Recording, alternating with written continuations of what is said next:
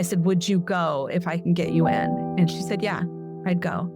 She had said yes to nothing, but she said yes to that. Well, at that point, you should have seen the situation that I had found myself in. When you're texting me and I'm looking around my life at that point, and I was just like, why not? What am I doing with myself? What am I expecting to achieve out of any of this? Nothing good is going to come of this. And I'm not going to be able to pull myself out of this situation. It's getting progressively worse and it's getting progressively dangerous. And I'm really going to find myself in a situation that I'm not going to be able to walk away from. Welcome. You're listening to Hope Stream, the podcast for parents who have a child misusing or addicted to drugs or alcohol, or in a treatment program or early recovery.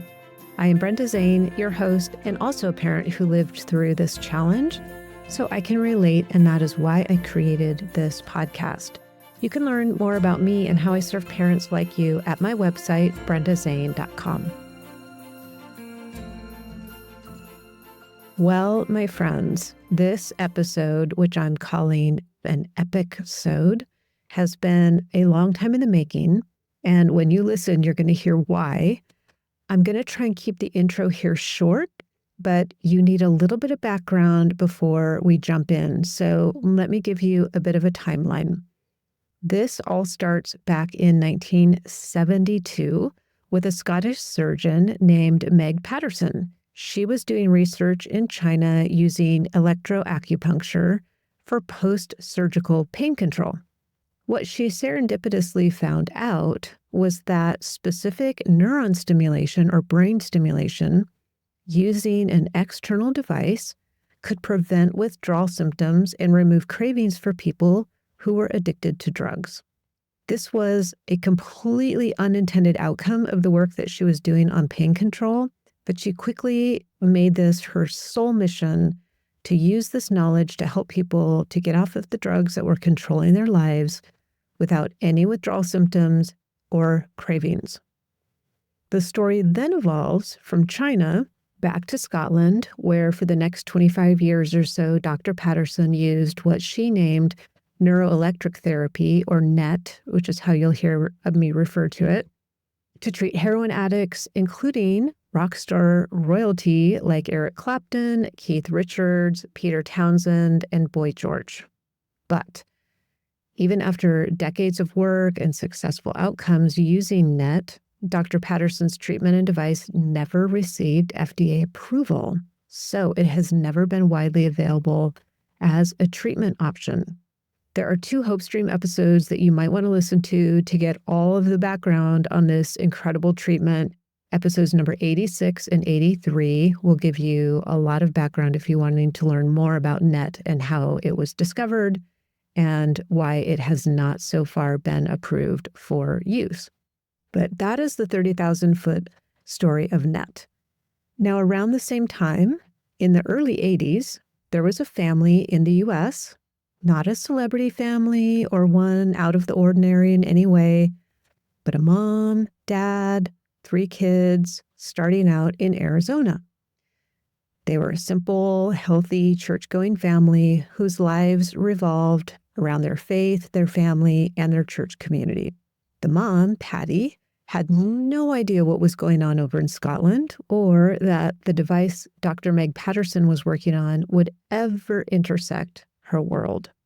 She also could never comprehend that her family would soon be shattered by divorce or that she would come within inches of losing 2 of her 3 kids to addiction. Now, fast forward to 2017, the year Pattie's world collapsed and I myself sat in an ICU room with my son on life support after his second fentanyl overdose. Pattie and I, at this point, have never met, but we're both at war, fighting for our sons' lives. She in California, me in Seattle, Washington. Her son doesn't win his battle with addiction, and mine does. I decide at that point to commit my life to helping other parents who are alone and in the fight against addiction, and I quit my corporate job to start a podcast. Fast forward 3 more years, 2020. We are in the dark days of early COVID isolation, and I meet a lovely lady named Pattie in an online training course that I'm taking, as is she, for parents who want to coach other parents with kids who are struggling with substance use. I hear part of Pattie's story, but I don't have the full picture at that point. And I ask her if she wants to help me out in a community that I host for moms, and she graciously accepts, which is when I find out about her daughter and what you're going to hear today. Another year goes by, and in October of 2021, I publish Hope Stream episode number 83 with a film director who created a documentary about this interesting but kind of crazy sounding addiction treatment called NET. I had never heard of it, but it seemed important to talk about, so I did an episode. This is the point at which all three worlds intersect, and you'll hear now how the stories of Dr. Meg Patterson, Pattie, and myself meshed together to create this almost unbelievable story of faith, determination, hope, and most of all, love. Pattie and Becca, welcome to Hope Stream. This is such an amazing episode to be doing with the both of you. And Pattie, I don't think we could have envisioned that we would be having this conversation when we met. You just never know where life is going to take you, right? So welcome to both of you. Becca, you're in Kentucky. Where are you specifically in Kentucky? I am in Lexington, Kentucky. Okay, that is beautiful. I went there a couple times for work and I was like, wow, it's like you see in the movies, like the rolling green hills and the white picket fences. Okay. Yeah.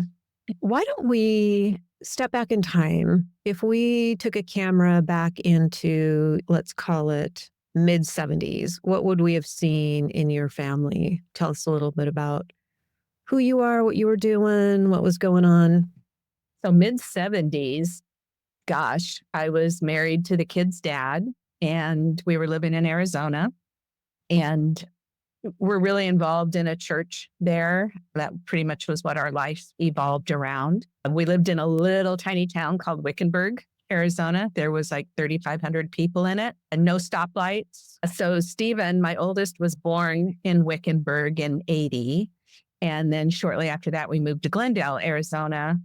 And Joel was born in Glendale in 81. And so our lives was very much evolved around the church. We worked in the church and we worked in the community and so forth.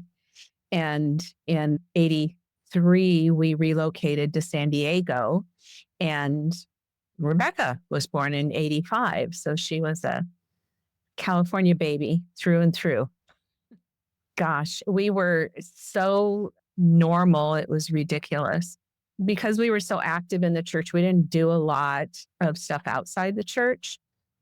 We didn't party. We didn't smoke. We didn't do any of that kind of stuff.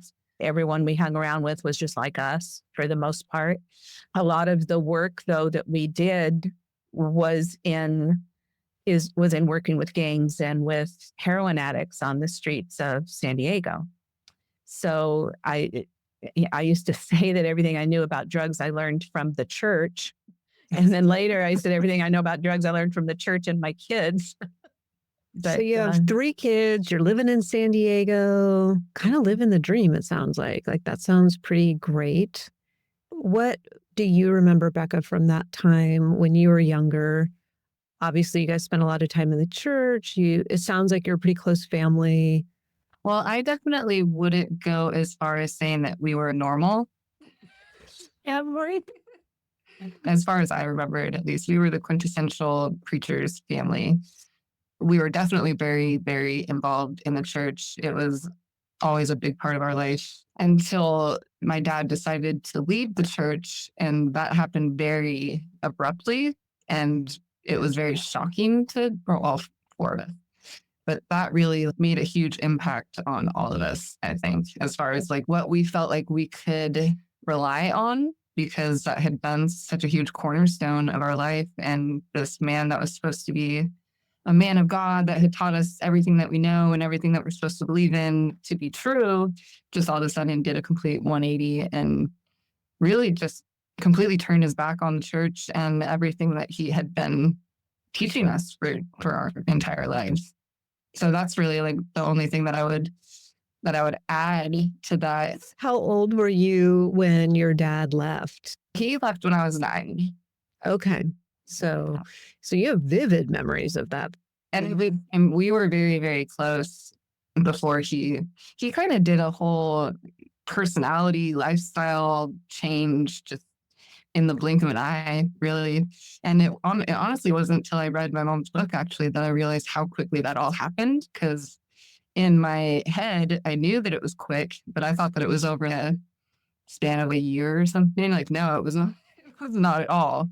And it was very shocking. And then he wasn't there anymore. And so that was definitely a hard pill to swallow for me at a young age, because he was the father that took me to like the father-daughter dances, and we would go on daddy dates and all of that, and then all of a sudden he just really was non-existent. So it was definitely a big difference.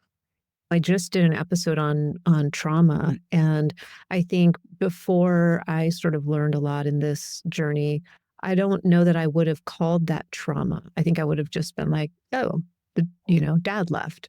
And now I really understand. And I think more people in the therapeutic world and just in general are starting to understand how traumatic that is. And as we'll find out with your story, it has a profound impact on everybody. So, Pattie, you're now a single mom with 3 kids. Yeah.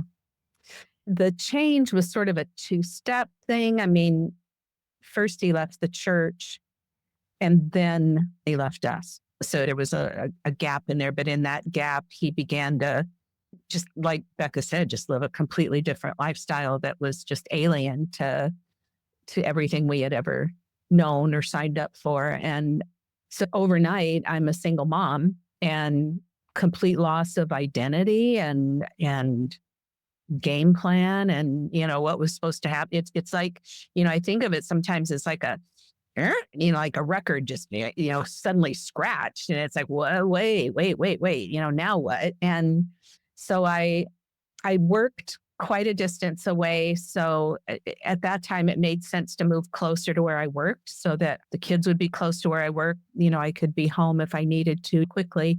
Plus, I had family up there. So we moved about 45 miles up the road and took the kids out of school. So that was just another disruption. It was just like disruption after disruption on them. And, hindsight's 2020, that's one that I play over in my head over and over again. So that's what I did. Moved them, took them out of their school and moved them up there. And Joel had started getting into trouble before we moved, sort of in that gap between his dad leaving the church and then leaving us. And he had started smoking, and I think he was smoking pot, with a couple of the neighbor kids and not coming home from school when he was supposed to and that kind of thing. And so there was already some tension with him, and it just exacerbated. Once we moved, he felt like he fit in and just got real rebellious. And if there was a rule, he was going to break it. If there was a boundary, he was going to push it. If there was a shitty kid to hang out with, he was going to find him.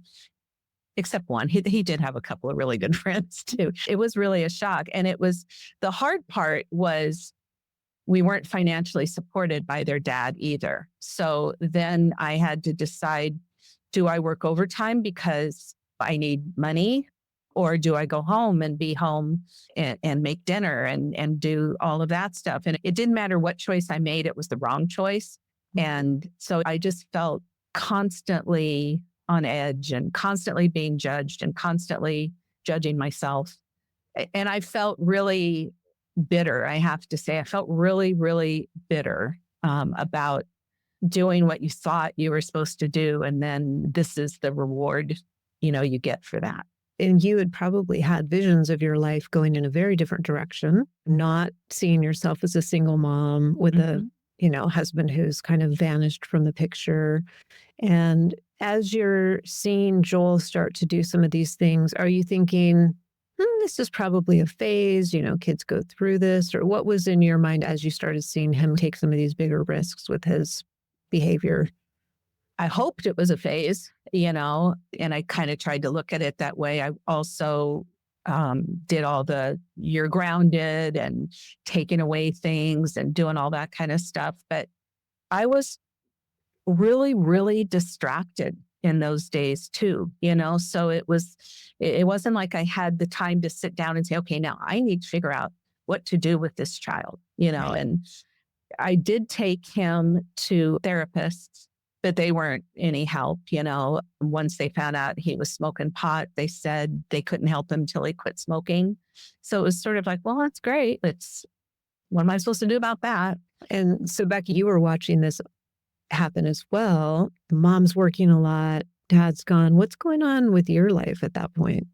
Well, I was still pretty young and I wasn't privy to what Joel was doing. The age gap between us at that age was pretty significant. So he was hanging out with his friends doing teenager stuff, and I was probably still playing with Barbies.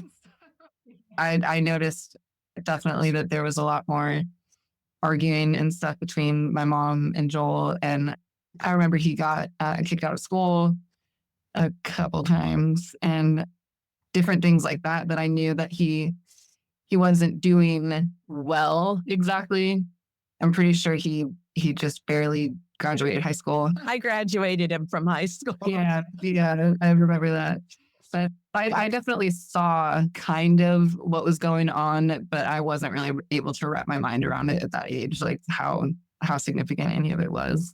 Well, I think at that age, you were still kind of protected, fifth, sixth, seventh. But once you got into junior high and you knew a lot more at that point, you started seeing a lot more that was going on and you were more privy to it. He was in and out of the house by that time too. And seeing lots of things like arguing with his girlfriend on the phone for hours in a way that only a drug addict does, pretty much.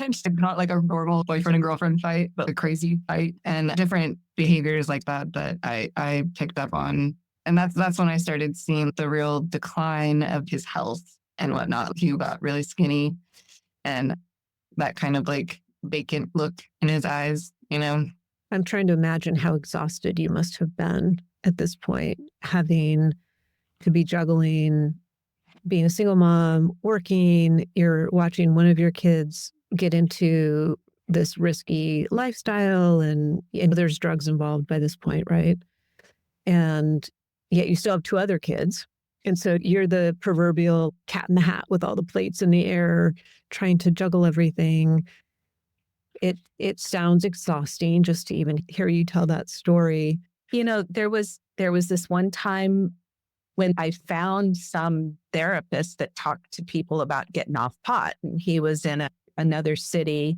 So I took off work, meaning I wasn't getting paid, and I drove home to get Joel, and I couldn't find him. And when I finally found him and drove him to this doctor's appointment, they told me I was too late and they wouldn't see him. And I had a meltdown in this doctor's office. I just had a complete meltdown.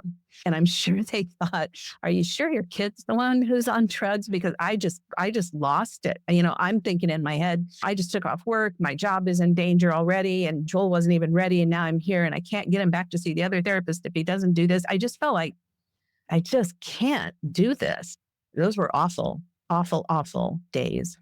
Beck, what are some of your favorite memories of your brother? He was hilarious. He could keep us all laughing for hours and hours. And he was incredibly creative. One year for my mom's birthday, he made her a book that was Attack of the Giant Baby.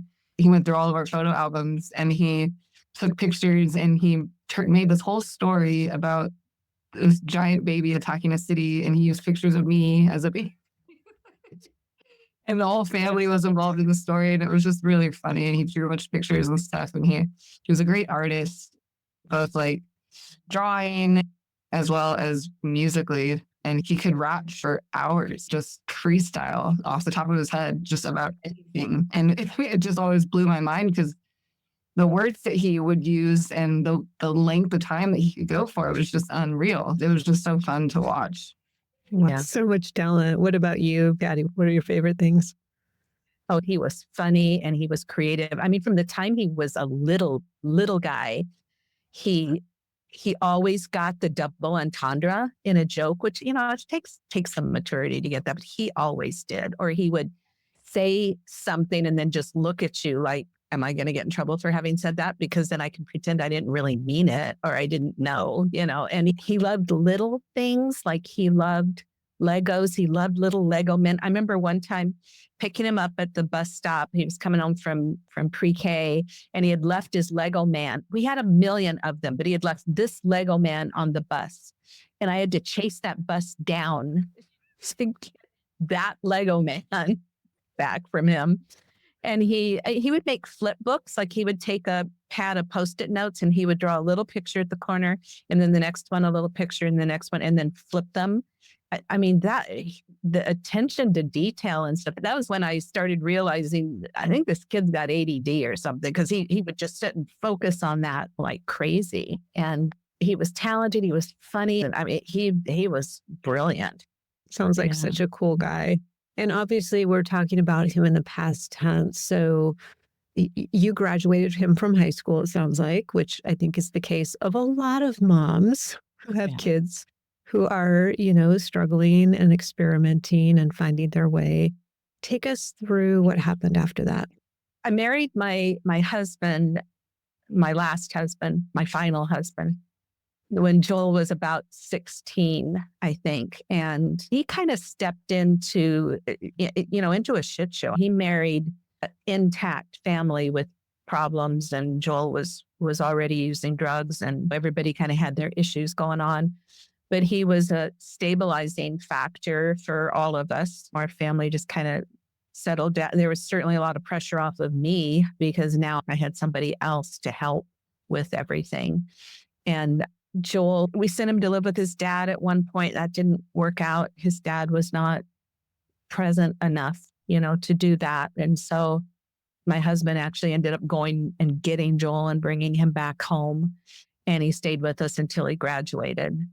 And then he was in and out of the house off and on. When he had nowhere else to go or he'd run out of money or whatever friend he was involved with or relationship ended, he might come back for a little while, but he didn't live with us for any extended period of time after that. And I think because of that, when he progressed to pills and stuff, it was such a shock to see that because it wasn't happening right under our own roof.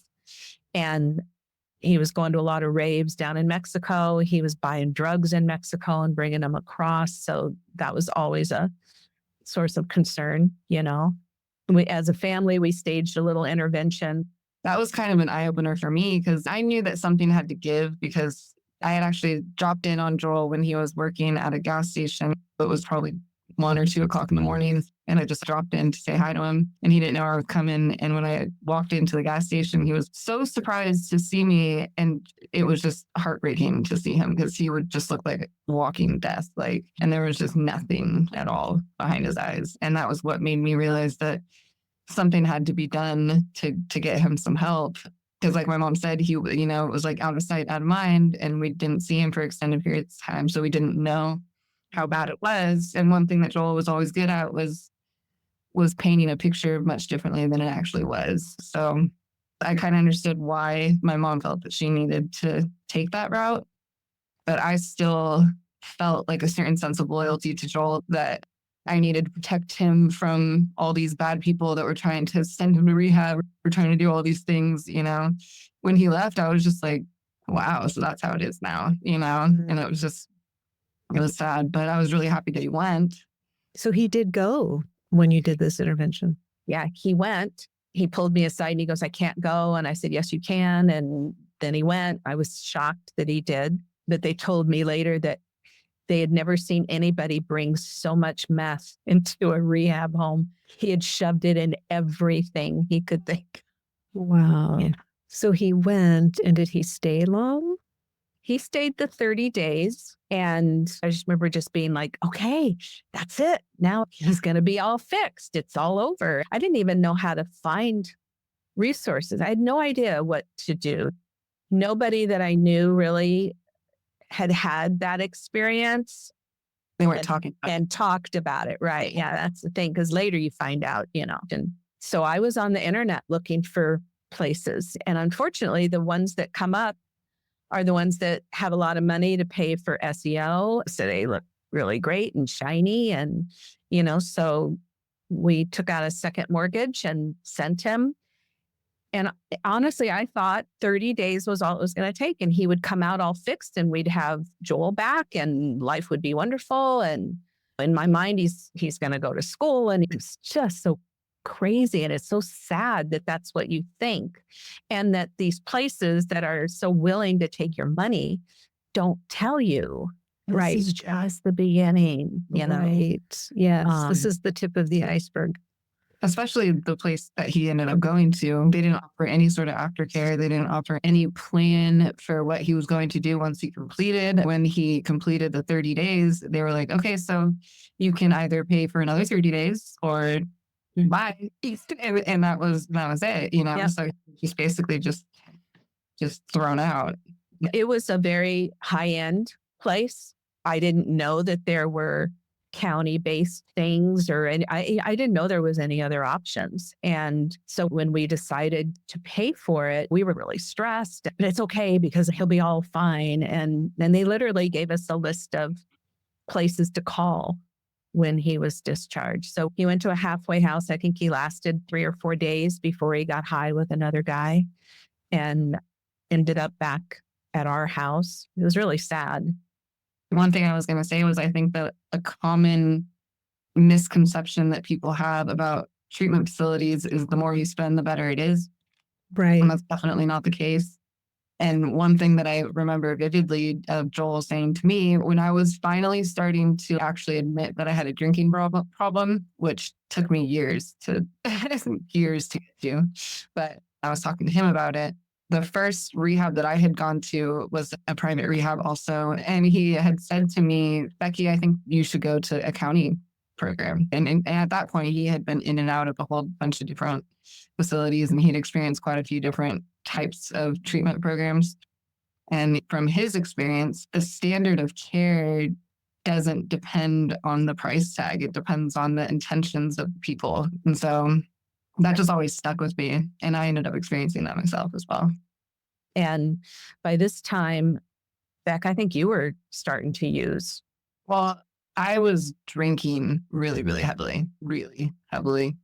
So I'm imagining, because I went through the same thing, Pattie, you get dropped into this world that you didn't even know existed because you've been just going on living your life in the normal world where like people are fairly healthy and your family had gone through some difficult times, but when you get dropped into the world of substance use and treatment programs and addiction and all of that, it is a whole new game. You realize, oh, there's a world out there that I didn't even know existed. I thought it was just in movies. Like I've seen this in the movies, but now it's my life. So you're kind of in that mode and you're seeing him go to this program and thinking, okay, cool. He's going to come out. He's going to be fixed. Good to go.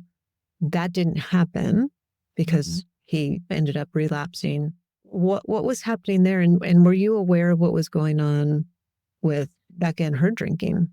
Yes.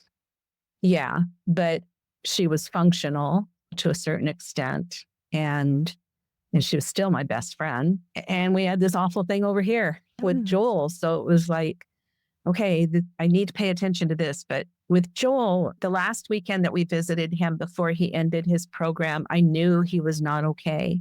I knew that he had no plan. I just knew this was not going to go well. And I knew he also wasn't really serious about staying sober. He just wasn't. And in the meantime, Becca's problems are beginning to get less easily swept under the rug, I guess, having to kind of face that. So it was a really scary time. And everybody's got an opinion, everybody's got advice for you, and definitely went down the path of, that's it, Joel, you're out of here. Get yourself together and then come back. And I might hang with that for maybe 2 weeks, and then something would happen and I would feel like we needed to help him, build him out of things. And, at this point, he started his jail career as well. So he would go to jail for these short stints. I think the first time was maybe 5 months or something. And then he would have to go to some sort of little mini rehab, some county rehab for a little bit, which in my mind, he just viewed it as an extension of his sentence. And as soon as that's done, then I'm back in the game. And that went on several times. And then in the meantime, Becca was getting worse, getting sicker. Her stuff was showing up more and more. I think one of the biggest differences between Joel's using career and my using career, including alcoholism, was Joel was just a mess from the minute he started using. It was just so in everybody's face all the time. He wasn't able to hold a job. He didn't have stable living conditions. He didn't have healthy relationships. His health was deteriorating in front of everybody's eyes. Whereas I always had a full-time job. I always had my own place. I was, a functioning member of society and doing everything that I was supposed to be doing. And I think that's part of why it was easier to not recognize. And like Joel, I was really good at making people see what I wanted them to see. I had become very good at making everybody think that everything was okay when it wasn't at all. And so when it all kind of ended up coming out in the open, it was a big reveal. Whereas Joel, the whole time, he was just going balls to the wall and everything was just always 100 miles an hour for him. It's so interesting how two people in the same family can be and present so different with the same issue. And I just wonder, Pattie, how are you during this time functioning and coping when you know one is really bad? You probably had your mom intuition that things were pretty bad over here with your daughter, but how are you coping with that? Because you're also, I imagine, working a job and living life, and you have other relationships and parents and husband. And how did you do that? On top of all this, we had the care of my husband's parents, and then my parents obviously were aging as well. And I was fortunate enough to live in the same city as my brother, and my brother carried a huge part of that burden. But I was getting increasingly angry at Becca. To me, it felt like you're just loading on me more. And where did my friend go? Where did the person go that used to sit and cry with me about Joel? And now you're doing these things. And my mom died in June of 2012. And I just remember feeling just so alone. I can't even describe it. It felt so lonely, just really, really lonely. And I kind of wanted to run away. I wanted to run away from everything. You don't get to run away when you're an adult, but I kind of wanted to just run away. I was like done. I was over it. I was over Joel. I was over Becky. I was over everything. I just wanted to run away. And my mom died. And about the same time, or a few months after that, our first granddaughter was born. And I said, that's it. I'm out. I'm out. I don't want to be here anymore. There's nothing for me to be here for. I just need to go. And so we did. We relocated up north. Becca actually moved into the house we'd been renting, and she kind of took that over because she was doing so well. She was doing so well. So you moved up north, and now Becca's living in the house that you were in. And where's Joel? What's going on with him at this point? Joel was living with his girlfriend. He had relapsed again. I think he'd been in jail like 3 times by then. It was Christmas, and he didn't even come. So we left, and he continued to spiral downwards, and he got arrested again. And we refused to bail him out that time. We'd always helped before. And that time it was just like, number one, it didn't have anything. So I think he was away for like 8 months, which was like, okay, good. It's a relief. I know where he's at. He writes amazing letters and probably had the best relationship ever when he's locked up, Right. But meantime, we know things are not good with Rebekah. That was actually when I started losing things. Like I had said earlier, I always had a full-time job. I had just lost my job. I had a really, really good job and I had been there for about 5 years. And I had just lost that because I was drinking nonstop. And I worked at a brewery. So they expected everybody to drink, but they weren't expecting you to get completely hammered every night and then not be able to wake up in the morning and go to work. So that didn't bode well with my boss. Probably the 10th time or so that I did that. And I ended up losing that job. And I had lost my apartment. So I moved in with my parents. And that was like really when my life just started to be completely unmanageable and out of control entirely. But at that time, I wasn't willing to do anything about it or admit that I had any kind of a problem. And it just got progressively worse. And when my parents left and I took over the lease, it spiraled even more out of control. And I was drinking probably about a handle of whiskey a day. And I mean, like not a little just like normal bottle, like normal people drink, like the giant jug. And I woke up one day and felt that walls were just like closing in on me. I basically had like a little mini meltdown of some sort. And I decided that I had to leave, kind of like my mom was actually just saying, like, for some reason, I just had to get out of San Diego. And I just wanted to just get in my car and drive as far as I could drive to. And for some odd reason, the only place that I could think to drive to was to my dad's house in Texas.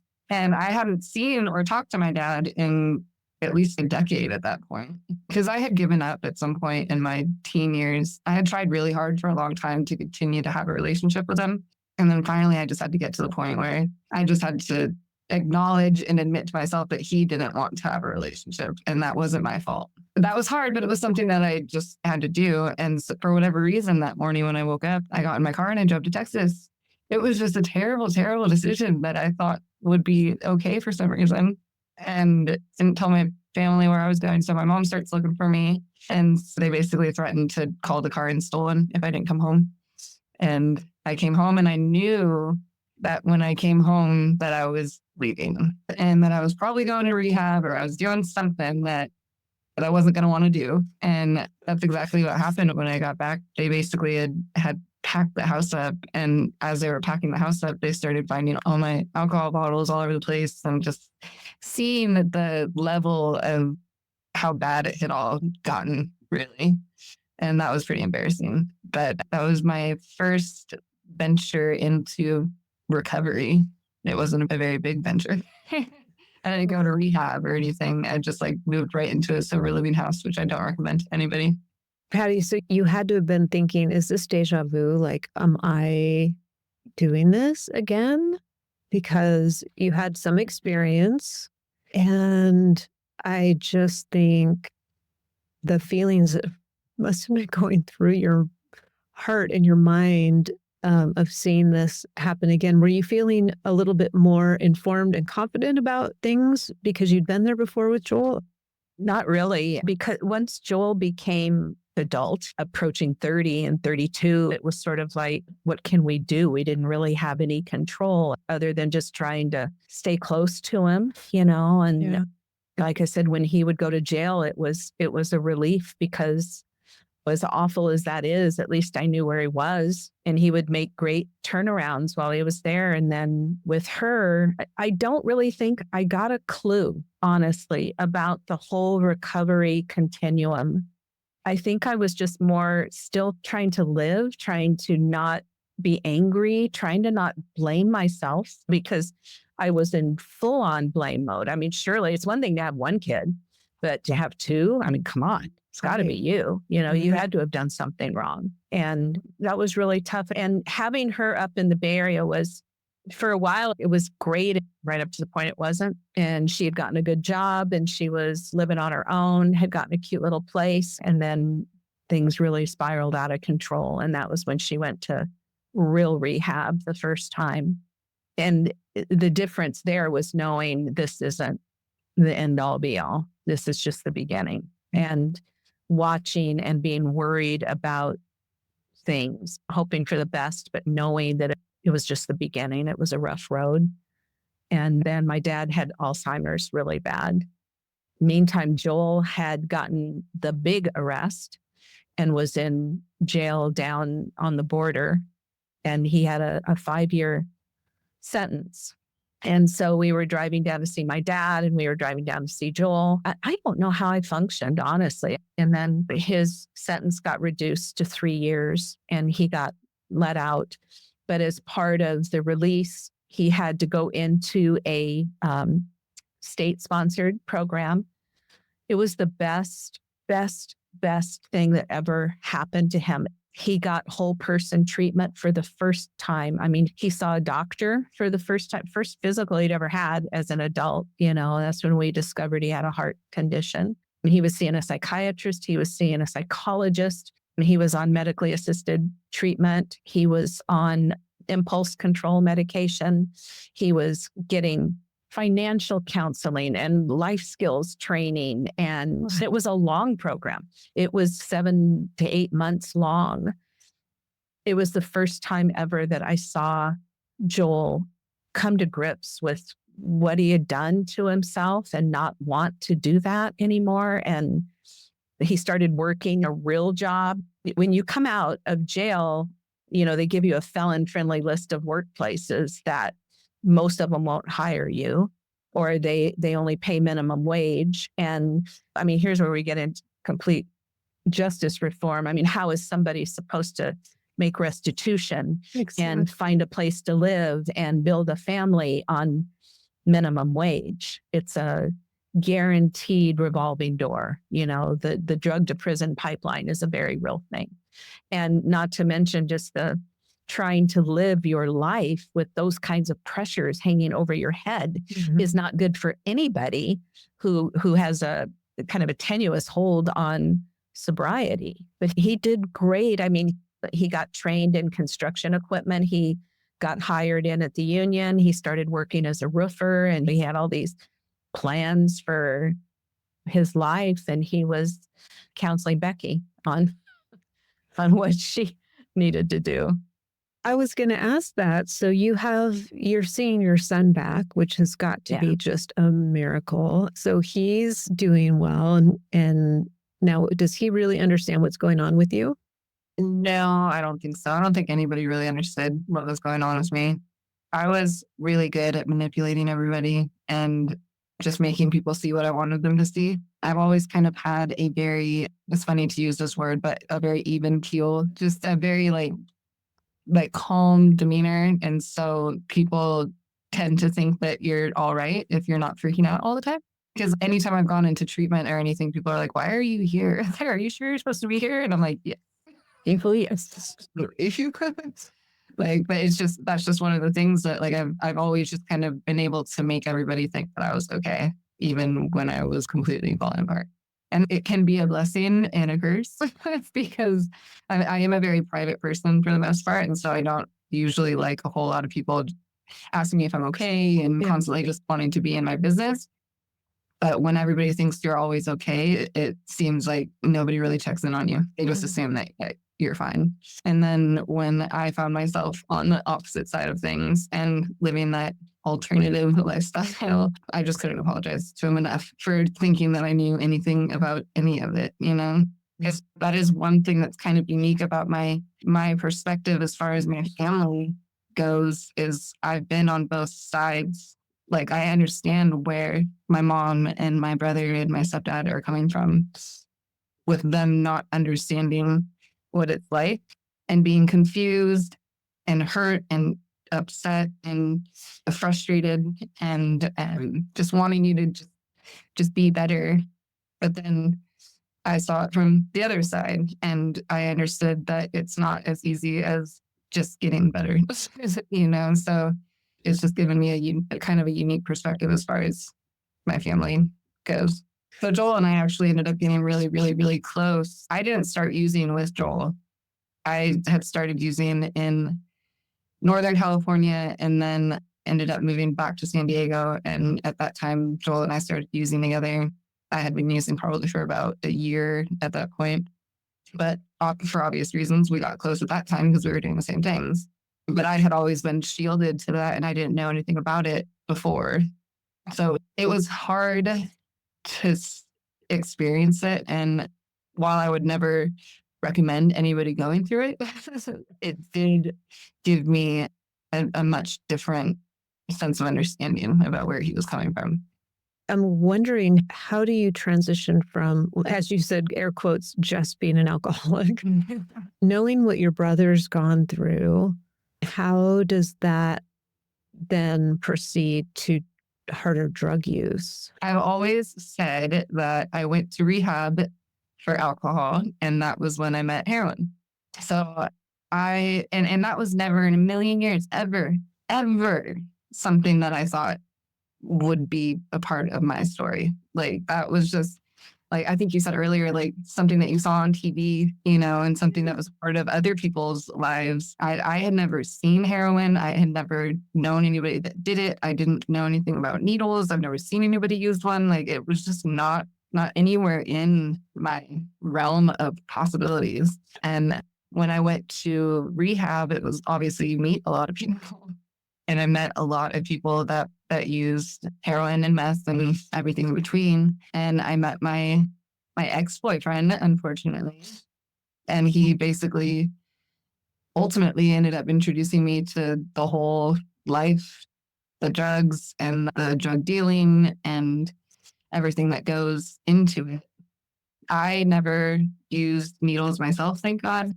But that became something that was just normal, and people would be shooting up around me all the time.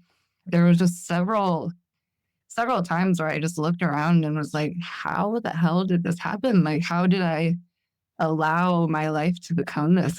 It never, and it really did happen very quickly, because I mean, I went to rehab for my very first time when I was 30. Maybe 31. Yeah.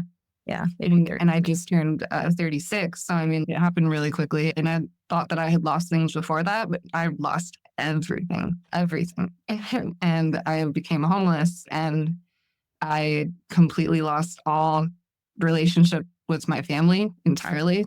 It was pretty bad. I mean, yeah, it's literally a nightmare coming, like a parent's worst nightmare, your own personal worst nightmare coming to life. And I'm glad that you kind of shared, Becca, how this was so far outside of the realm of anything that you could have ever imagined, because I think there's a perception when people see somebody who's struggling like that, oh, this is the choice they wanted, which I never understand that, because I can't imagine that anybody would say, oh yeah, that looks like a really great lifestyle. Let me try that out. But so I was glad that you said that, because I think that is a really salient point for people to understand, is that this is not something where you were like, oh, well, let me try this. Oh, let me try that. It was very much like, that's not part of your life. It is what you see in the movies. It's like, oh, this is some other world. So now you and your brother are using together. And Pattie, do you know this? When she came out of her rehab for alcohol and started getting into trouble with this guy and stuff, she decided to go down to San Diego, and she was going to live with Joel. But I didn't know Joel was back to using. He lived down there. We lived up here. We would talk on the phone. We would text, but I didn't know he was using again. And so I was relieved that she was going to go stay with Joel. I thought, well, this is going to be good. It wasn't good.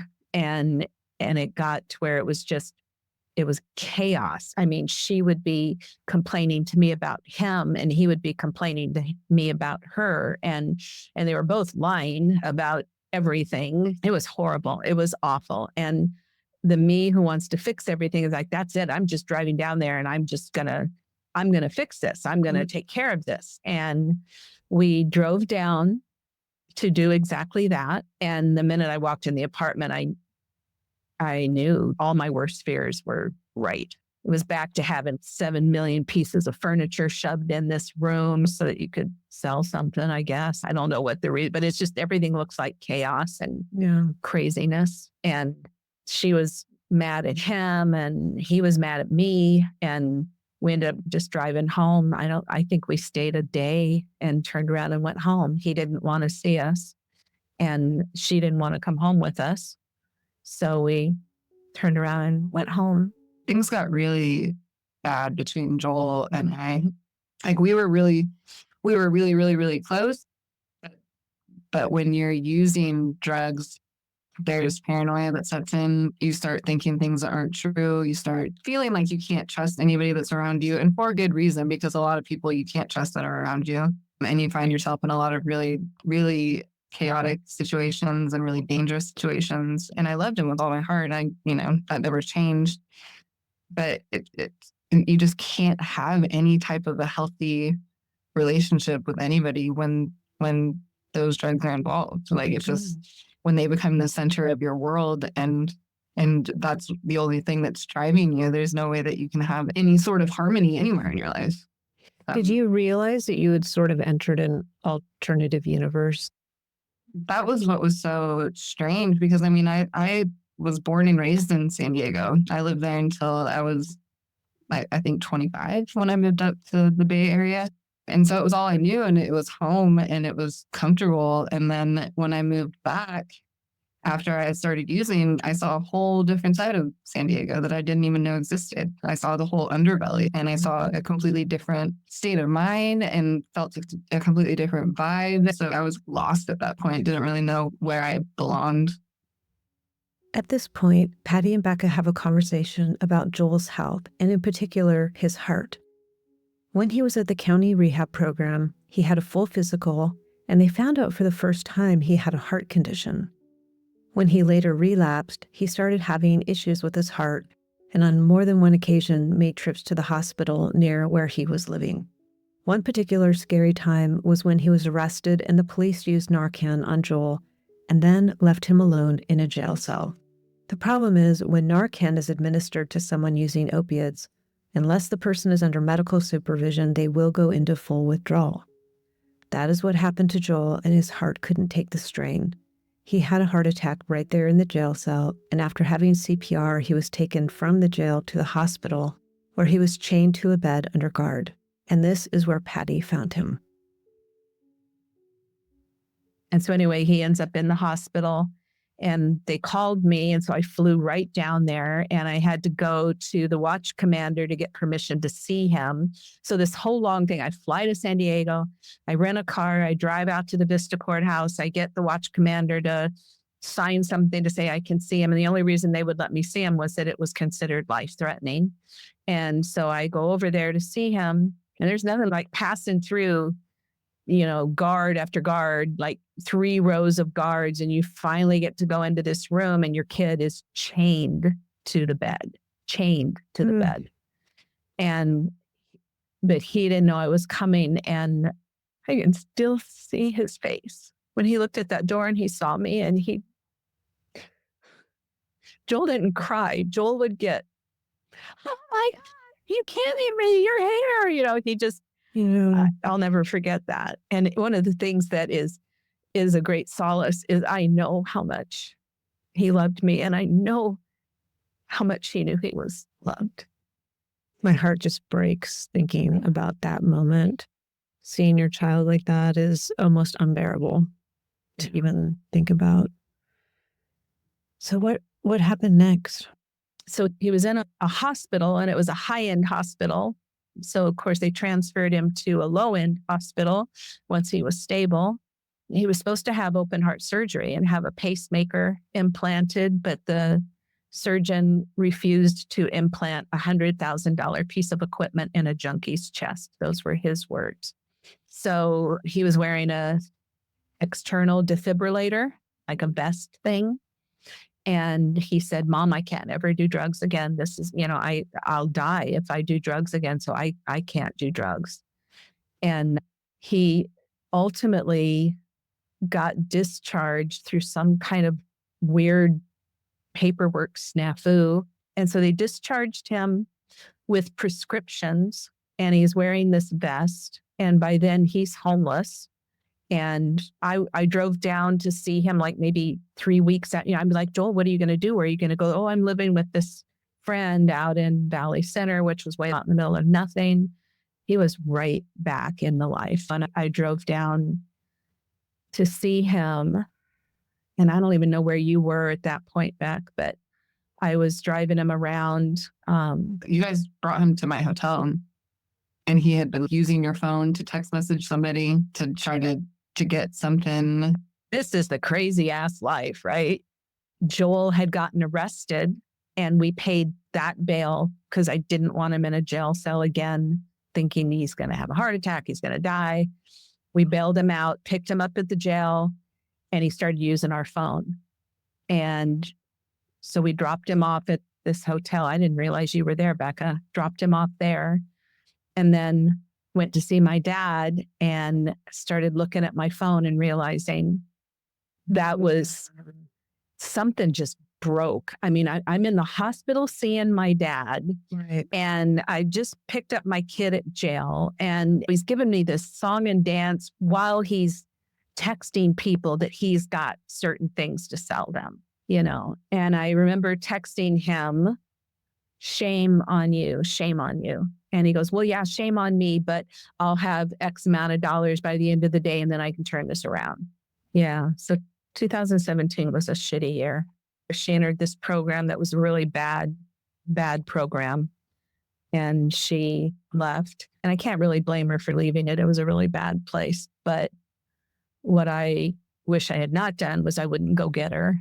And so she ended up making her way down to San Diego and hooked back up with Joel. When I left that program, I left and I didn't have anything. I didn't have any money. I didn't have a working cell phone. I didn't have a car, obviously. Like, I didn't have anything, and I was just on foot in Vallejo, which is not anywhere want to be like on foot. And I was just like, I have to get back to Joel. Like, I just have to get back to San Diego and to Joel, and everything will be all right.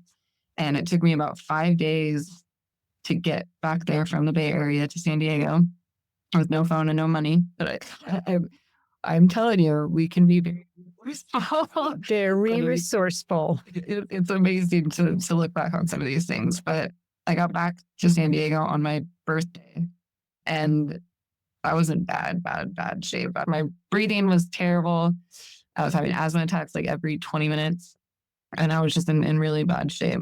And Thanksgiving was just a couple days after that, and all I wanted to do was spend it with Joel. And I had texted him because I had a Wi-Fi phone, but I said, can we just have a nice Thanksgiving? Not any drama, not driving around trying to figure something out or make some money or do whatever. Can we just try to have somewhat of like a normal Thanksgiving if that's at all possible? And he said that we could, but of course we didn't. It was just like any other day during that time. And that was Thursday, obviously. That Monday was when he passed away. He was sleeping in the park that night. And that was our last text exchange. And the next morning, I knew something was wrong.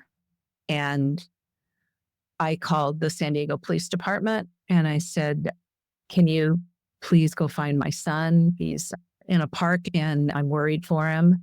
I just wanted somebody to pick him up and put him in jail again. And I remember the dispatcher saying, do you know how hard it's going to be to find a guy in the park? I said, well, he's 6'3" and he's carrying a chihuahua. She said, oh, well, maybe. But they didn't. And I kept texting him and I kept texting and I didn't get anything. And then he died on Monday. It's so unfathomable just hearing that and knowing that this is not some guy that you see in the park. This is a person with a personality and a family. And I think that gets forgotten when we hear statistics and we see these people who somehow we think are different from us in some way, and they're not. They're our kids, our neighbors' kids. Well, to add to what you were just saying, once I had ventured into the other side of life, that was one thing that I learned the hard way, was that all these people that I had never even really seen before, now I was one of them. And it gave me obviously a whole new understanding of just how easy it is to get there. And I remember one time it was raining really hard and my ex-boyfriend and I were trying to just get out of the rain. And we were homeless at the time, and we went into a parking garage and we were just standing under the the awning thing. And all these people were just being so mean and ruthless and just trying to just push us out of the parking garage and make it so that we had nowhere to go. And I remember my mom called me and I said to her, it's hard being homeless. And she's like, well, you're not homeless. And I was like, I bet, yeah, this is my life now, and it was a hard thing to admit. And at that time, because my mom lived so far away and she wasn't seeing it right in front of her, that she didn't see it that way either. That's not what I meant. What I meant was you're not homeless. You have a home. Oh, yeah. But I mean, like physically, it was very strange because like when you get a new car and you start seeing that car everywhere that you never really had seen before, and you're like, wow, I didn't realize there were this many of them. That was when I started seeing all these other walks of life that I had just like, you're just blinded to them and you don't even realize because you don't give them a backstory and you don't give them a family and a personality and all of that, so it's very interesting to be in that world and actually seeing how prevalent it all really is. We had gotten back in touch with an old family friend of ours that he was really close to in high school, and he had let us come and stay with him. And his mom had come over to the house at one point and found a stash of Joel's needles, which was not okay at all. And so our friend had to basically give him the boot, and he was staying in the park across the street. It was a particularly cold morning, and our friend woke up to go to work. And when he went out to his truck, Joel was sleeping in the back of his truck. And so he came in and he said, Becky, come get your brother. And so I went out and I woke him up, and he was like, oh my gosh, it's so cold. And he hops out of the truck and he's shivering. And I'm like, come inside and just lay down on the couch and watch TV with me or something. And he's like, no, I'm going to go lay in the bed. And he went into the room that was maybe about 10 feet away from me. And I'm sitting there watching TV and probably drinking a bottle of vodka and doing drugs at 6:00 in the morning on a Monday.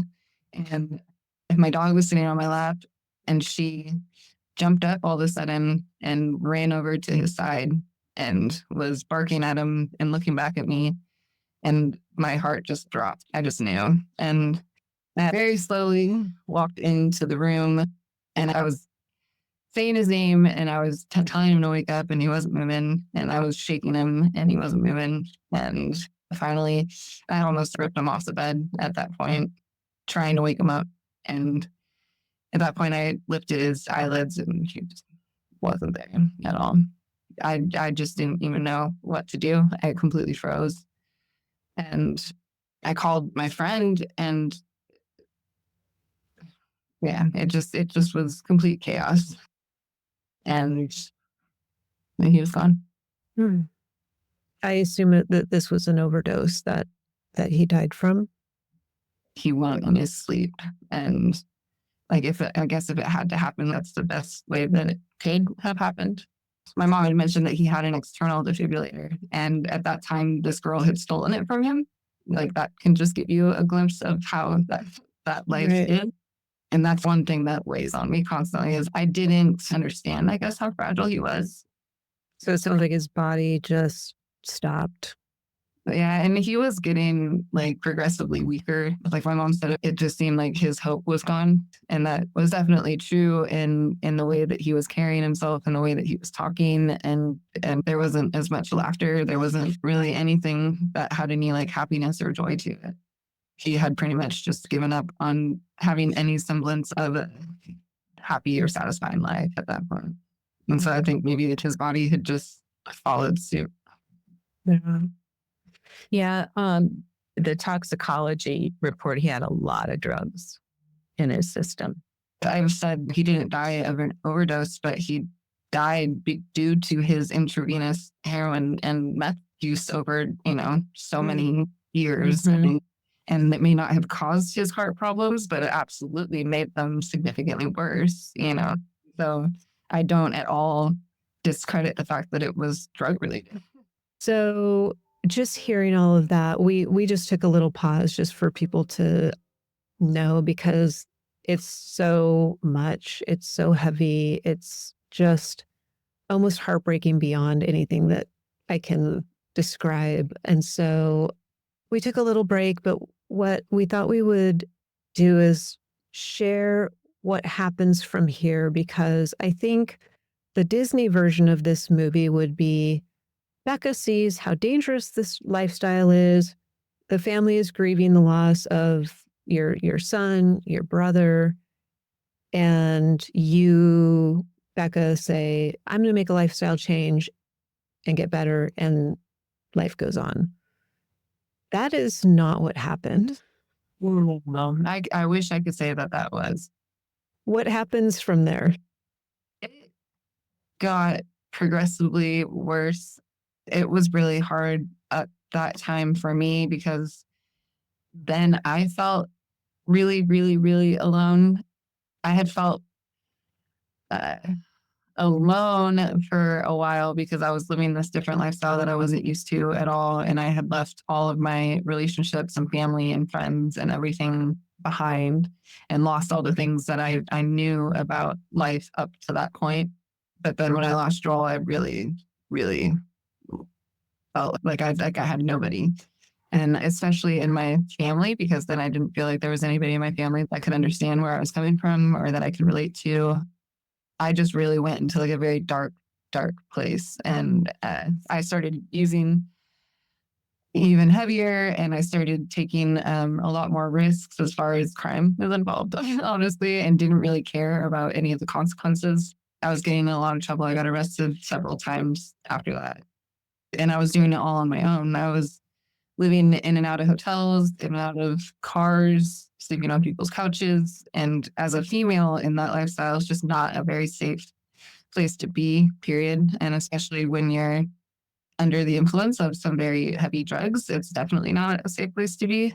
So looking back on it, I'm very blessed to have come out of it, because there was definitely very many situations that could have gone a whole lot worse for me. So yeah, I do wish that I could say that was something that would wake me up, but it wasn't. Sounds like it almost did the opposite, where you spiraled down even further. And so, Pattie, you're watching this. She had made her way up to Northern California by then. So for most of those really bad 4 years, she was never very far from us. Sometimes she wouldn't tell me where she was, or she would be at so-and-so's house. Of course, I never even knew who so-and-so was. And then she would call me from town. So because she was a woman, and after Joel died, I really threw myself into advocacy and learning more. And the more I learned and the more that my exposure to stuff grew, the more terrified I was of what she was going through. But she wouldn't take any help. She wouldn't. And the thing about Becca is that was very different from Joel is she's very independent. So it's not like I need to come and crash with you, which Joel would just announce that he was moving back in for, a few weeks or something, but she never was like that. And there were times I wished she would, and that I would even say, why don't you just come home for a while and get safe? Picked her up one time on the side of the road, literally, and took her to the hospital. Picked her up in a hotel after she'd almost been robbed. It was terrifying. It was terrifying. And you felt so powerless and so helpless. But all I could do was I would text her. I would tell her I loved her. I would tell her she could come home. I would send her lyrics to songs, because that had always been me and Joel's thing. And then it became me and Becky's thing. And I just wanted that door to be left open. And if I didn't hear from her for a few days, then I was really panicking. But I didn't know any of her circle. One guy, his dad texted me and said, you need to find Becca and do something because she's in real danger. The guy she's hanging around with is armed. And I'm like, what am I supposed to do with this? What am I supposed to do with this information? It just would be terrifying, So not only have I lost my son and I'm grieving all of that, I'm grieving somebody who's not even dead. And she would constantly text me or call me and tell me that she's terrified that she's going to lose me, like she lost Joel, or that she woke up in the middle of the night because she had a feeling that something had happened to me, or not even like scared that I'm going to die, but just waiting for it to happen. And that just made me feel terrible, like absolutely terrible. Not enough to make me get help at that time, but I would always be telling him, no, Mom, Joel and we're different. The way I use is different than the way Joel used. But the more that I lived in that life, the harder it was for me to deny that was a very real possibility for me, just as much as it was for him. While I may not go the exact same way, there's several other factors that could have taken me out easily. And finally, it got to the point where I was at some random person's house I didn't know from Adam. And I had just been robbed the night before. Literally everything had been taken from me. And I had overdosed. And it was like to the point where they almost Narcaned me. And it was something that I had taken that I didn't even know. It was a fentanyl-based Xanax was what it was. And so I didn't even know that I was taking fentanyl. It was really scary. And I was really, really sick. Like I was throwing up a lot and I could barely even move off the couch. And she had always been sending me messages about going to treatment and sending me different links to different programs I could go into. And she was always saying that she would come and pick me up and take me, like my mom never, ever stopped. And to be completely honest, I barely ever clicked on the links that she would send me. But I mean, I never, ever felt like she was giving up on me ever, And I thank her all the time for that now. She called me that day, and it was just a few days before my birthday last year, and she told me about your podcast and about how she had heard about the net device. In October of last year, 2021, I hosted a screening for members of the stream to watch the documentary The Final Fix. The film follows 4 guys through their experience with having net treatment at Isaiah House in Kentucky. Pattie was one of the members who watched the documentary shortly after she had listened to the podcast. Actually, back up, because the weekend that we saw The Final Fix, Becca was at the house. And I had asked you to watch it with us, but you were in the bathroom, locked in there, and wouldn't come out and see the movie. And so when we were driving her back to this place where she was staying, we listened to the podcast with the filmmaker. And I turned to her in the car and I said, if that was available, because at that time we thought it wasn't available anywhere, Right. in the US. And I said, if that was available, would you go? And she said, in a heartbeat. And I was just like, this is so unfair. This is so wrong.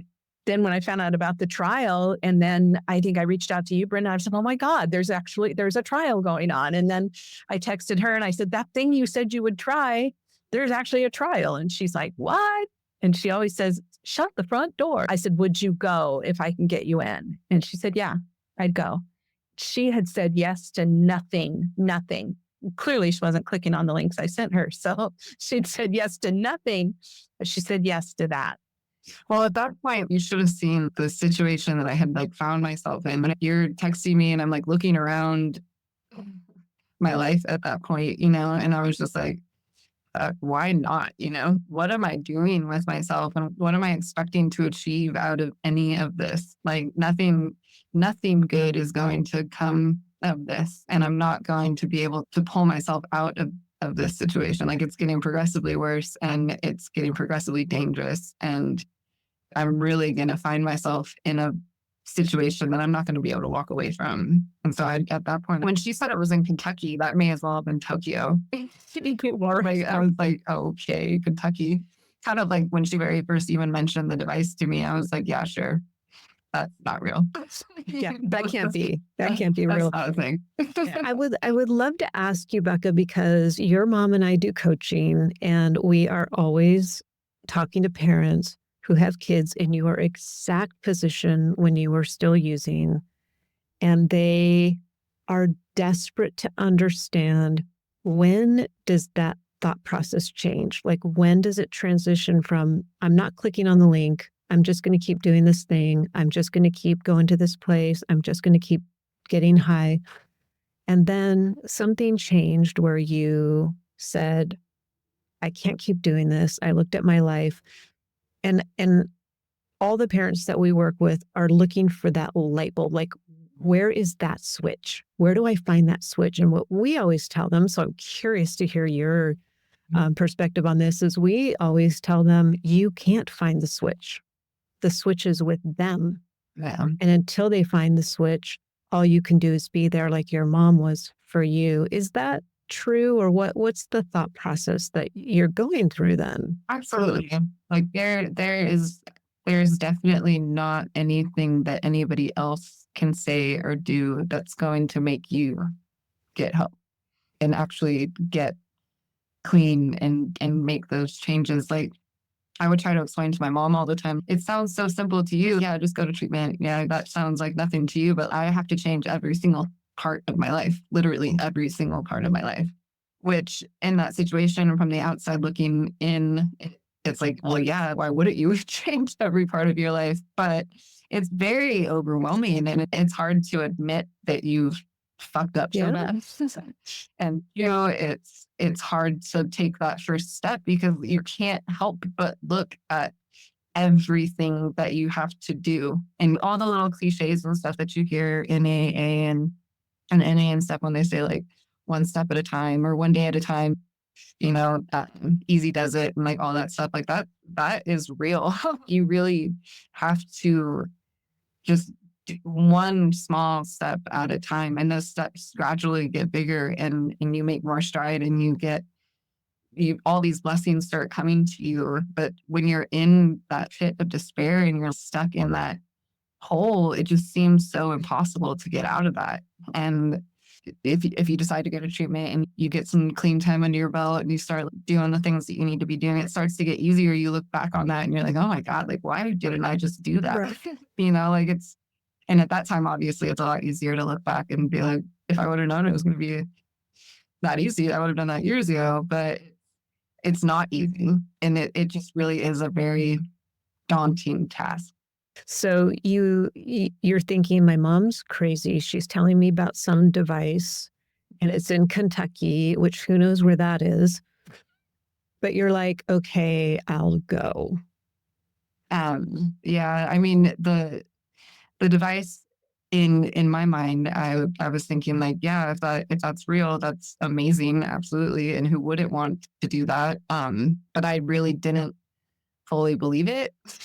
And when she said Kentucky, like somebody asked me, do you think of Kentucky before you got here? And I was like, I didn't ever. It was never something that crossed my mind. So the thought of that a little bit easier for me to make the decision because it would completely take me out of the environment that I was in.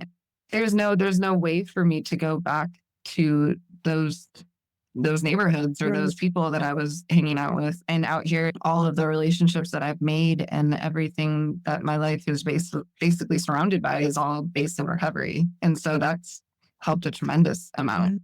In the past, when I've gone to treatment facilities in California, it was all too easy for me to just call somebody and be right back to whatever I was doing. And there was a lot of hurt and trauma and reminders all over the place that kind of just like would take me right back to how I was feeling, before.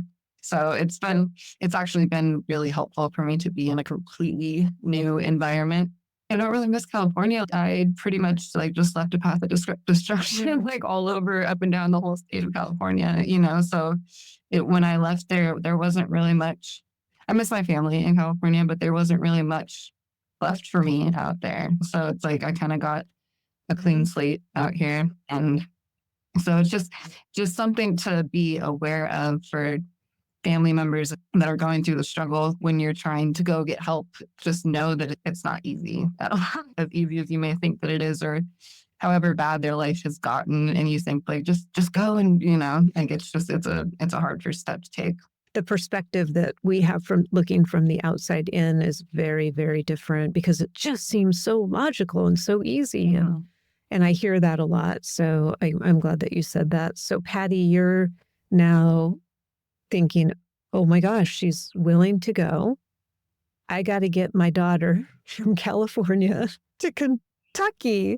And she didn't give me any time. I was trying really hard to be like, well, let's just wait until after my birthday, or let's wait until after Thanksgiving. And in typical fashion, looking back on it, I'm like, oh, she did the right thing there because I would have just prolonged it until forever. Yeah. Right. Who knows what could have happened in that time. But so you just bolted. Yeah, I'm talking to them and they're like, yes, we'll take her. I mean, I had never, in California, stand on one foot, face the east, turn your head this direction, give us the blood of your firstborn child, and then maybe get in this line and make sure you call every single day to see if there's a bed. It's impossible. And I called them and I was like prepared to beg. I had gotten every credit card I had and I was like, I've got this much money here and this much money. And I didn't care. I was like, please take her. And they were like, of course we'll take her. Like what? Okay. So then I was telling her, I said, hey, you can go right away. And then she's like, yeah, my birthday's coming, Joel's anniversary's coming. Those aren't good days for me. And, and I said to her, you have not spent those days with us for the last 3 years. I don't know how you get through them, but it can't be good. So let's just try it this way. So I think the fact she was at this house that she didn't know these people, she'd just been robbed, and she took the Xanax, that I think was the thing, because she called and said, I need to go now. I was afraid, okay, now she said yes, and now I can't get there. Right. And I was terrified to just put her on a plane and send her. And when I picked her up at that place, I thought, she is dead. She's not going to survive the plane ride. And she got in the car. How many times did we have to pull over because you were still throwing up? And I don't know how many times, but she came here and I was going through all of her clothes that she had stashed here and trying to put things together to pack her a bag. And she was finally able to go to sleep. And I said, why don't you take a shower and get dressed and then just lay down and I'll get you up when we have to go to the airport, because we were going to have to get up at, dark 30. And she's like, no, I'm good. I'll get up and shower. And when old habits take a long time to break. And when I woke up, I just knew for sure I was going to come out here and she was still zonked out, or she'd somehow gotten high or something. And I heard the shower and I'm like, she's in the shower. And then I'm like, no, she's not she's in there getting high, and then I go to the bathroom door and I'm knocking on it. And she's like, I'm good, Mom. I'm in the shower. I'm almost done. And then I knew she's going. Wow. I basically just latched on to my mom's belt loop and just followed her to wherever I needed to go. The whole thing was just like a big blur to me. If I had just been dropped off at the airport, there was no way I was going to make it to my gate and do all those things that you would need to. So I basically was just autopilot, just following wherever she took me, and she got me there. That's a hard thing for me to do. And were you going into withdrawals? Because I'm thinking by this point, you're used to being completely pumped full of drugs. Like, how are you functioning at this point? So this is something that you don't know, Mom. I'm probably not going to be surprised. I was going to say, I don't think you can shock your mom. I had brought my heroin with me on both of the planes, and I had it when I walked into Isaiah House. I handed it to them when I started my intake. So you had it just in case. Well, I mean, I was using it. Yeah. I knew that I was going into treatment, and I wasn't trying to sneak it into treatment with me, but I wasn't planning on stopping until I absolutely had to stop. And when I got there was actually a split second where I went outside to smoke a cigarette right after I had done this little tiny intake with them, and I went to smoke a cigarette right before they really bring you into the facility. And my mom was talking to a lady and I was outside talking by myself. And there was a brief second where there was this ledge and I was like, I could just hide it over that ledge and I could come get it later. And in that brief moment, one of the peer support specialists walked out and started talking to me. And I was like, I'll take that as a sign.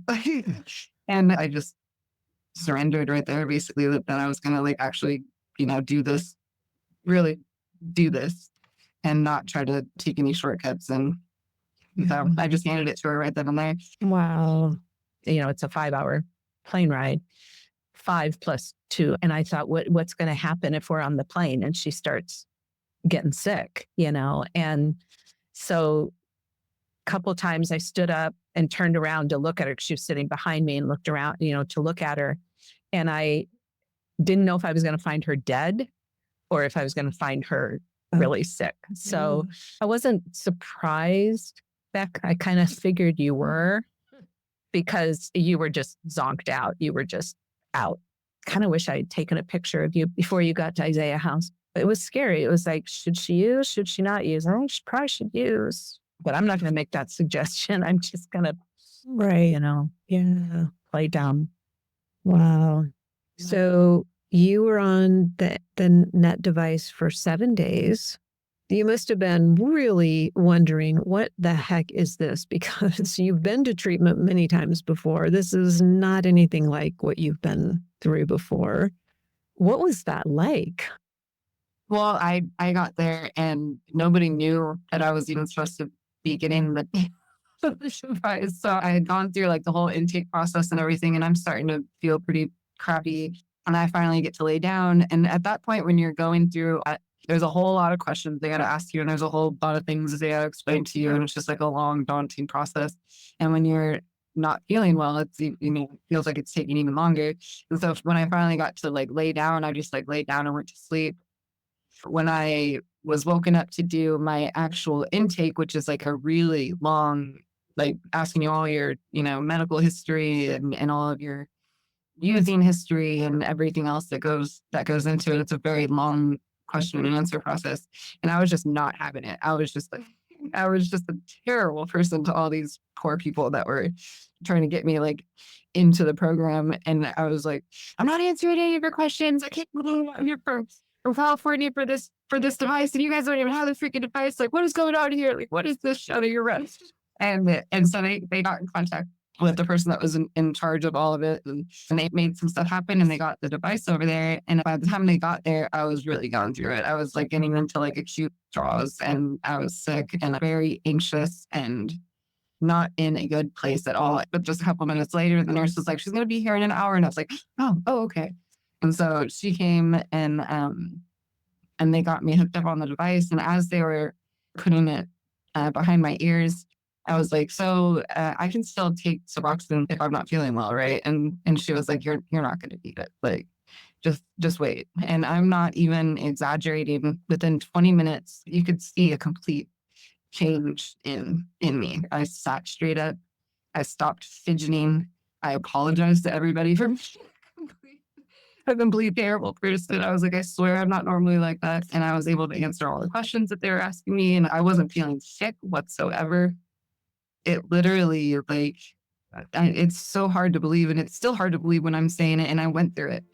It literally alleviated almost 100% of my withdrawal symptoms.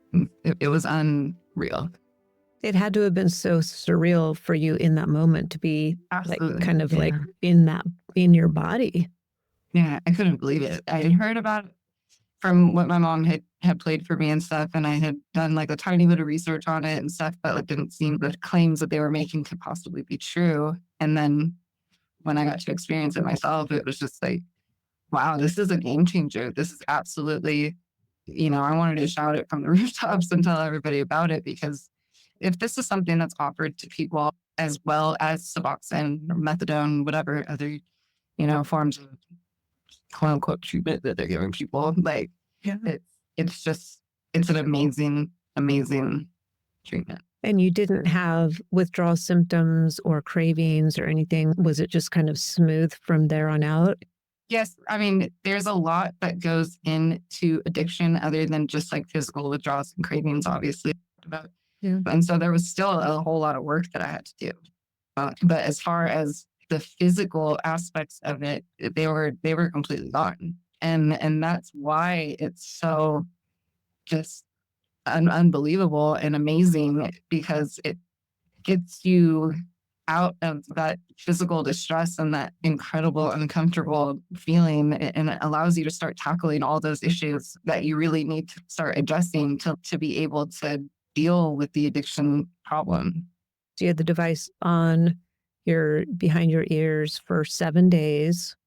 And during those 7 days, are you like getting therapy, or are you just sort of like those 7 days are like the physical process of getting everything out of your system? And then did you transition into like therapy and all that hard work that you mentioned, like it's still there? All the yuck is still underneath? Yeah. I mean, I transitioned into it right away. And had I not used the device, I would have been going through all of those withdrawal symptoms and dealing with all of that for probably that whole time that I had the net device on. Right. And I wouldn't have been able to be, even if I had attended classes or gone to therapy or anything during that time, I wouldn't have been present for it. I wouldn't have been able to like really absorb any of the material or really get very far as the journey that I had to go on.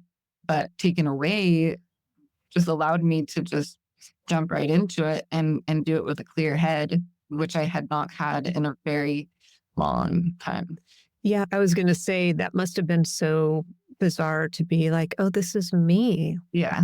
Yeah, it definitely was. You get so stuck in that way that of life that you had been living for so long, and you start to forget what quote unquote normal even feels like. And it's hard to imagine it, and it's hard to recognize it if you do feel it. So when I felt like I had a clear head for the first time in so long, it was kind of like weird. It was definitely different, but it was good different, Yeah. and it was just crazy because I looked different. The color of my skin looked different. The sound of my voice was different. Everything was just different. And it was just absolutely just amazing. I just can't. It's so hard to even describe like how incredible it was. Well, there just aren't words for that because you're literally going from Walking Dead to alive. And Pattie, are you staying there with her or did you fly back? Because I have to imagine as a mom, you're just like, what is going on? A lot of times when I would check her or Joel into a thing, they're like, okay, thanks. We'll reach out to you when we need another check. They don't want you to anything. And By ATM. and these people loved on me and I couldn't take it. It was just, I felt like I was glass. Just don't hug me, don't touch me, don't do anything because I'm going to break. I fell apart there because I could feel how much they cared about her.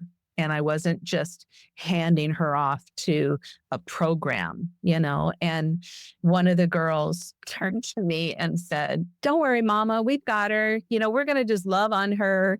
And that just wrecked me, And I just stood by that door and I hugged her and stuff. Then I was like, I got to get out of here. I got to get out of here because I'm going to be ugly crying in a minute. And I just got to get out of here.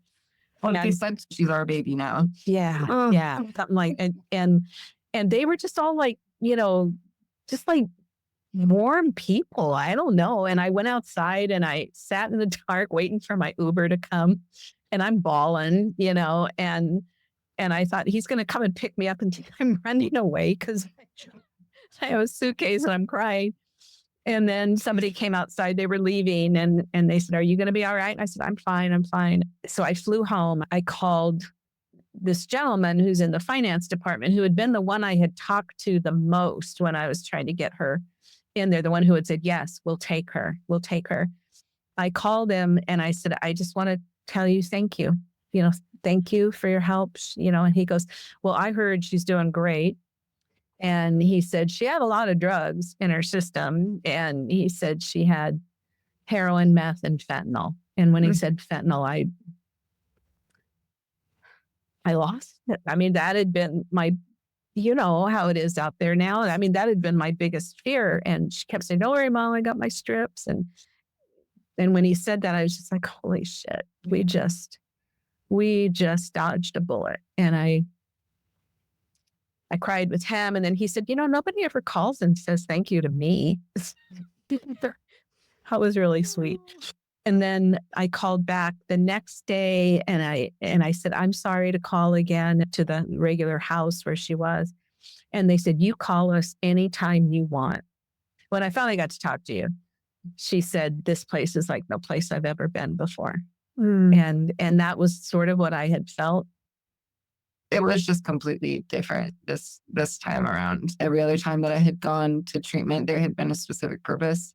I was trying to get a letter to the DA, or there was some sort of something that I was trying to get out of, or it wasn't because I wanted to get help. I had just gotten to a point in my life where I had they say, rock bottom, and I definitely hit rock bottom. Like there wasn't there wasn't anything left for me. How long ago was that you arrived in Kentucky? I got here on November 16th. Wow. So not very long. Not very long ago at all. I celebrate 4 months in 5 days. Incredible. I mean, to see you, and I wish everybody could see you because you're just beautiful and radiant and so articulate, obviously. And to think that has been 4 months is mind-boggling. It's completely mind-boggling. And when I first did the podcast with Norman Stone, who's the director of The Final Fix, and then I was able to get Owen Fielding on, who you probably know, Becca, who's with Net Recovery. And I just thought, holy cow, we have got to get this information out here. And we've got to tell more people about this. But never in a billion years would I have thought that my friend and colleague Pattie would like that this whole thing could even possibly happen. It's just, it's so incredible in such a short amount of time. And so I want you to tell people what you're doing now, Becca, because I think it makes everything come full circle. So while I was at Isaiah House for treatment, in the second phase that I was in, the IOP program, we watched The Final Fix because, like my mom mentioned, I didn't watch it when we made it. And so I finally got to see it, and I had the device off by that time for like probably 5 weeks or so. But I had wanted to see it so badly, and I kept bringing it up to Rob, like, are you gonna show it? Are you gonna show it? And he finally let us watch it. So I got to see Rob when he first used the device, and that was another really cool thing. Was I was in treatment with somebody that also had used the device. So there was somebody that I could absolutely relate to, and we like swap stories. And then I got to watch the documentary and see where he came from and how much it had changed his life, and also heard the entire origin of the net device and Dr. Mike Patterson and Murr and all of the work that they've put into it and how long it's been around and how hard it's been for them to get it out to the masses. The powers that be are trying to put a stop to that. And it just infuriated me. By this point, Becca had been at Isaiah House for a little over a month, but what she didn't know was that the woman who had helped her the night she arrived, almost dead and high on heroin, fentanyl, and several other drugs, was Dr. Meg Patterson's daughter, Murr. Murr took the reins from her mother when she passed and has been working tirelessly on getting FDA approval for NET. And even though I had used the device, I didn't know all of the history of it and everything. And so I had met Murr Winston several times at that time. She's the one that put it on me, and she was one that I would do my daily checks with and all of that. But I did not know that it was her mother that had founded it and that had pioneered the whole thing. And so after watching The Final Fix, I saw her the next day, and I just like ran up to her and just like wanted to give her a giant hug, and thanked her for not giving up the fight, because they've been trying so hard and they've put so much work into this to get it out to people, because it is, like I said, it's a game changer. The fact that they've been met with so many roadblocks and so much red tape, and they haven't given up, and they're still fighting to get it out there. And I just couldn't stop thanking her for doing all that. I wanted to get involved somehow because I really wanted to raise awareness to it and to help, also get it out. And she was like, yeah, no, definitely. We always want people to be involved in some way, because the more people that are talking about it, the more people know about it, the better it is. And so when I did finally complete at Isaiah House back in January, I was on Facebook and I saw a post that they were hiring research assistants. And I was like, oh my gosh, that would be so cool. So I sent an email, and Owen actually responded and said that they required you had 12 to 24 months sobriety. And I was like, okay, well, I understand that. It's like out of respect to both the company and myself. But I asked him if there was a way that I could get involved just to raise awareness. And he's like, yeah, absolutely. We're always looking for that. So just a couple weeks later, I got a call, and they actually decided to hire me as a research assistant. So I've now been working with the Net Device people for about a month now. And it's just amazing. Absolutely. Just the coolest thing. looking back on everything, it's just so crazy and just such a wild ride. And like how everything that brought me to this point, like it's very hard for me to think that it didn't happen for a reason and that this was what I think I was called to do. So I think absolutely you were. I just have chills because I agree that you go through so much. I watched my son do the same thing. And then you come out the other side and you realize that you can make such a difference in so many people's lives. And how lucky for them to have somebody like you who is not just like doing it for a job, right? You're passionately involved. And it's just so, so incredible to see that. And I just know you're going to put the world on fire with this. And the fact that you're working with Myrrh, it makes my heart so happy. And I'm sure, Pattie, if my heart is happy, it doesn't even come close to what yours has to be. Oh, God. Sometimes I can't stop smiling. We have such a tight community in the stream that you facilitate. And it's like, I can tell these people because they understand what was happening. And I have this weird little recovery posse on Twitter, and nobody cares where you are or what your thing was or what happened or whatever. And I posted something and I said, my baby girl is 100 days sober. I can't stop smiling. And people are just like piling on. It's like a load is off me. And there's a lot of trauma still that goes on. I dream, I have horrible dreams. And then I wake up and it's like, it's a dream. It's a dream. It's a dream. Yeah. But eyes wide open. If it happened for us, it can happen for others. And our job, our responsibility is to just be there for other people. Rebekah has a path now. She has a calling. My calling is to help other parents come alongside them when there is no hope, when death has come to their door. That's what it's all about. I have my best friend back. She has a really wicked sense of humor. And from high school on, it was like, there was just like twisted things we could say to each other and it was totally okay. And she's in her sobriety now. She's back. I mean, that twisted, weird, dark person is back. And I was telling somebody, I said, oh my God, she's so perfect. She's spiritual and she's beautiful and she's sarcastic and she's profane and she's all the good things, again. So yes. Yeah.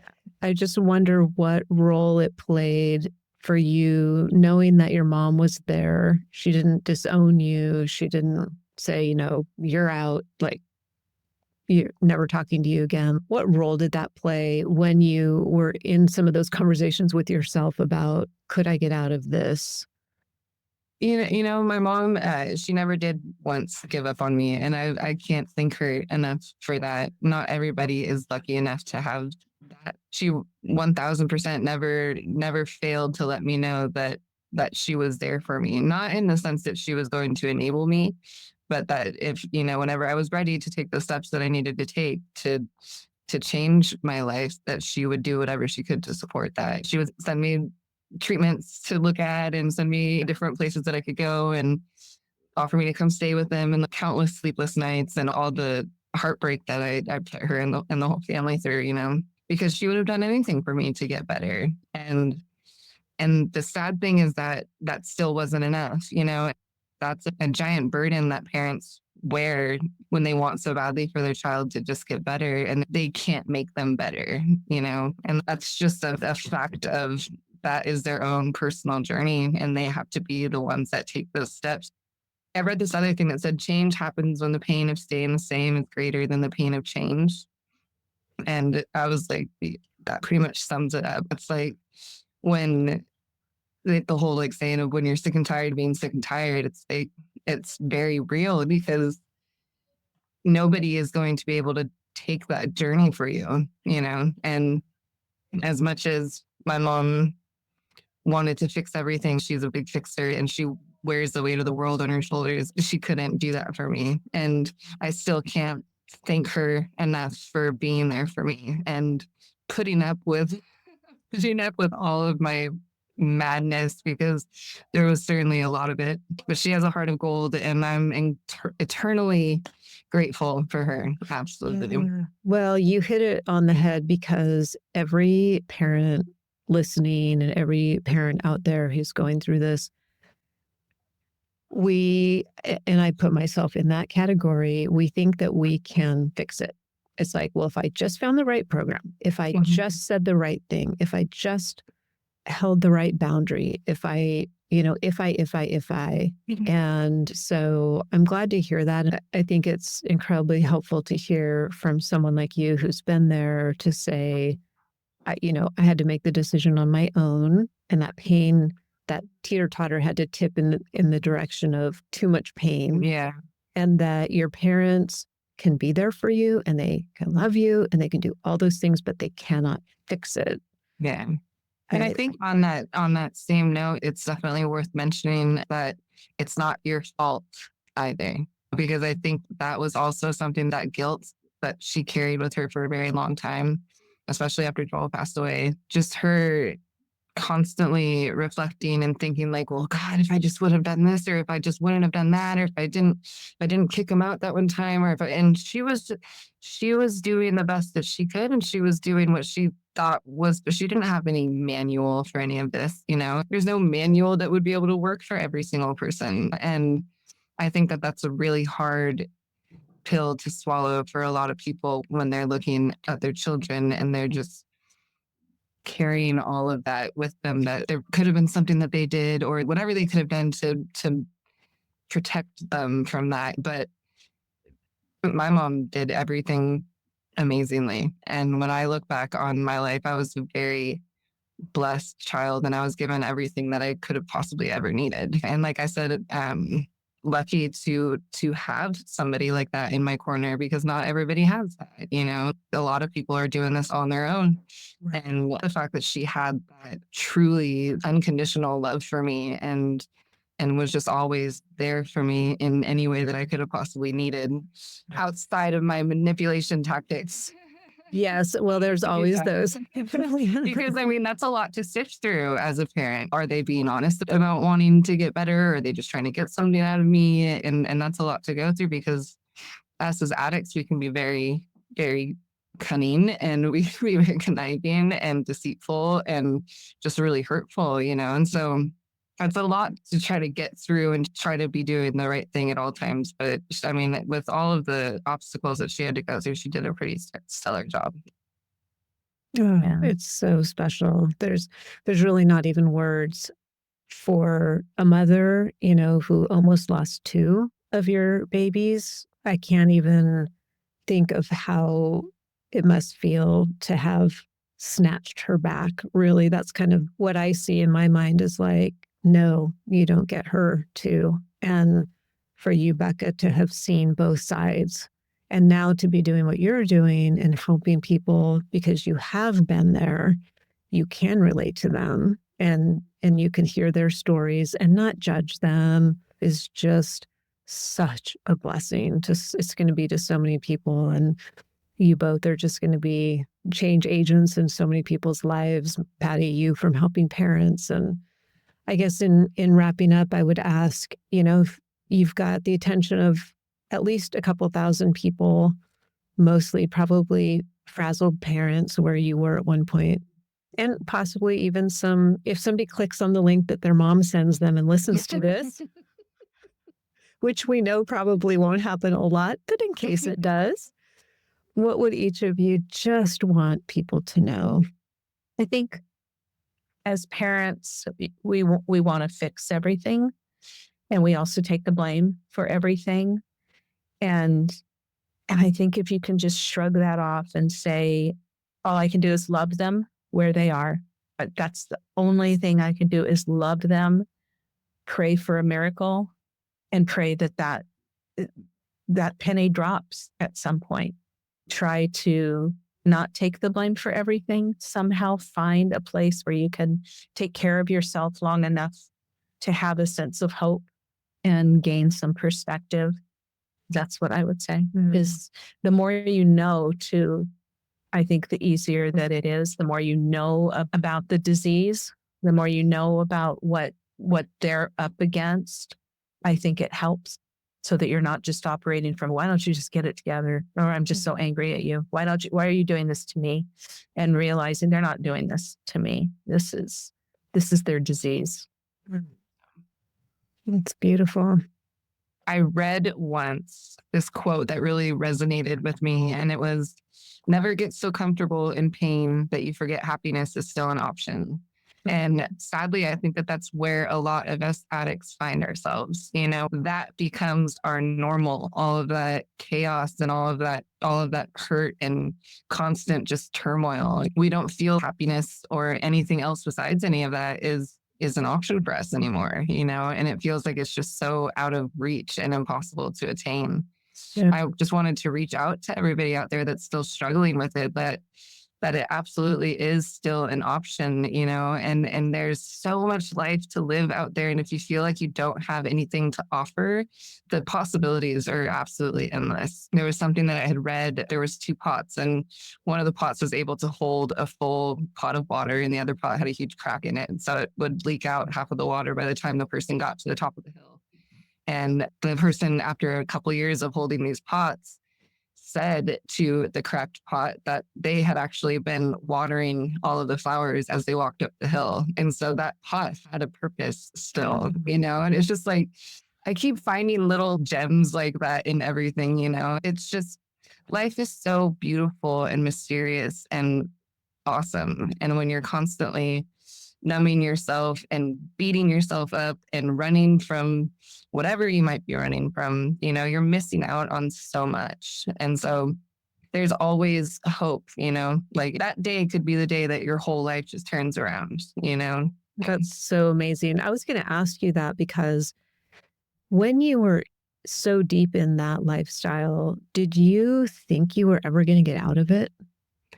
It's interesting because at each stage in my life, I had to come to terms with certain things. There was certain points in my life where I had to admit very hard truths to myself, like I was homeless and I was a heroin addict and I was in an abusive relationship and I was in jail.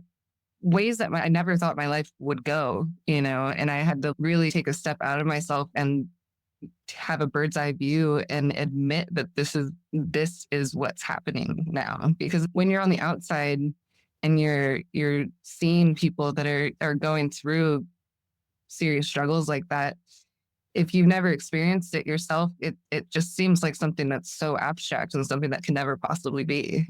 And then when I found myself in those situations, I was like, holy cow, how did I let this happen? It's just like this sense of despair and utter hopelessness, and you don't know where to even start. So it does kind of feel like you're never going to get out of it. And especially when you're in those situations, you tend to be surrounded by people that are also in those situations. Right.